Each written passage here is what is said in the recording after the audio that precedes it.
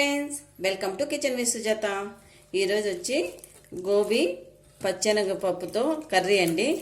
ముందుగా మనకు ఎంత కావాలో అంత పచ్చెనగపప్పు గోబీని ఇలా కట్ చేసి నీళ్ళలో వేసి శుభ్రం చేసుకుందామండి. ఫస్ట్ మనము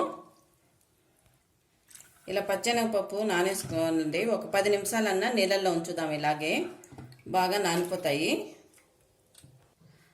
తర్వాత ఒక మిక్సీ జార్ తీసుకొని అందులోకి 2 ఉల్లిపాయలు ఇలా పెద్ద సైజే కట్ చేసి ఇందులోకి వేసుకుందాము. అలాగే 2 టమోటాలండి. ఇవి కూడా ఇలాగే పెద్ద సైజులో కట్ చేసి వేసుకుంటున్నాను. అలాగే 1/2 టేబుల్ స్పూన్ పసుపు, 2 టేబుల్ స్పూన్ల దాకా ధనియాల పొడి వేసుకుందామండి.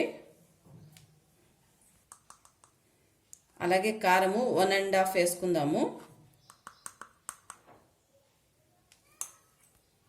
ఒక 1/2 టేబుల్ స్పూన్ దాకా జీలకర్ర వేసుకుందాము.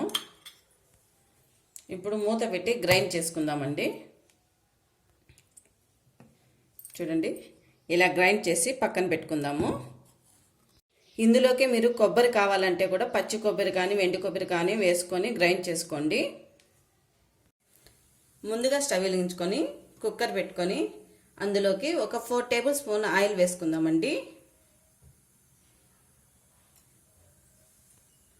కొద్దిగా ఆయిల్ హీట్ ఎక్కిన తర్వాత ఇందులోకి ఒక 1/2 టేబుల్ స్పూన్ దాకా ఆవాలు, ఒక 1/2 టేబుల్ స్పూన్ దాకా జీలకర్ర వేసుకుందాము. ఆవాలు చిటపటం అనేటప్పుడు మనం ముందుగా శుభ్రం చేసి పెట్టుకున్న గోబీని ఇందులోకి వేసుకుందామండి.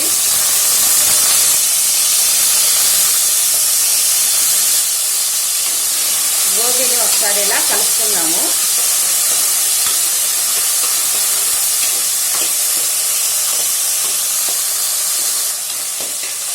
ఈ గోబీని 1 నిమిషం పాటు ఇలా వేపుకున్న తర్వాత ఇందులోకి 1 టేబుల్ స్పూన్ దాకా అల్లం వెల్లుల్లి పేస్ట్ వేసుకుందాము. వేసుకొని ఇది కూడా పచ్చి వాసన పోయేంత వరకు ఫ్రై చేసుకుందామండి.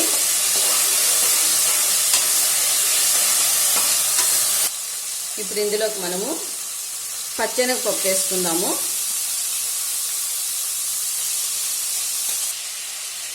ఇలా వేసుకున్న తర్వాత మరోసారి ఇలా కలుపుకొని 1 నిమిషము ఇలాగే వేపుకుందాము.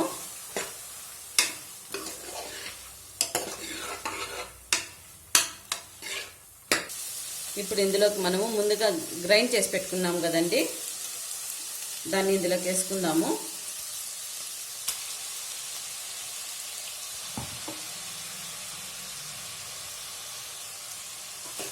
ఈ మసాలాను వేసిన తర్వాత ఇలా ఒకసారి కలుపుకుందాము.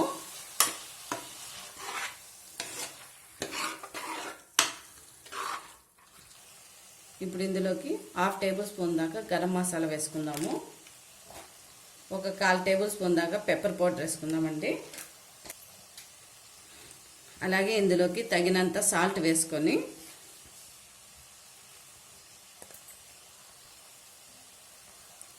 ½ కప్పు దాకా నేను పెరుగు వేసుకుంటున్నాను.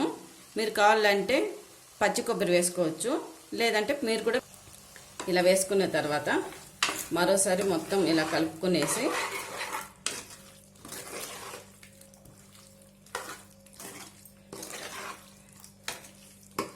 ఇలా 1 నిమిషం పాటు కలుపుకుందామండి.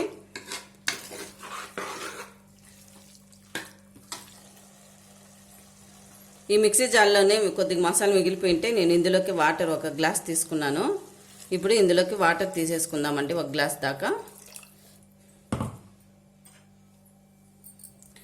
తీసుకున్న తర్వాత మరోసారి కలుపుకొని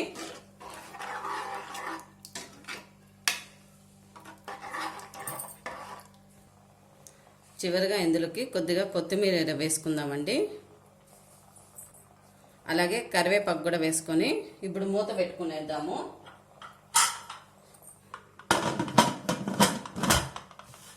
ఒక విజిల్ వచ్చిన తర్వాత ఆపుకుందామండి.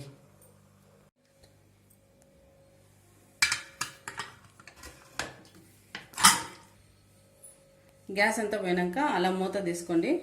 చూడండి, మనకు గోబీ పచ్చెనగపప్పు కర్రీ రెడీ అయిపోయింది. చాలా బాగా వచ్చిందండి. ఒకసారి మీరు కూడా ట్రై చేసి ఎలా వచ్చిందో కామెంట్ రూపంలో తెలియజేయండి.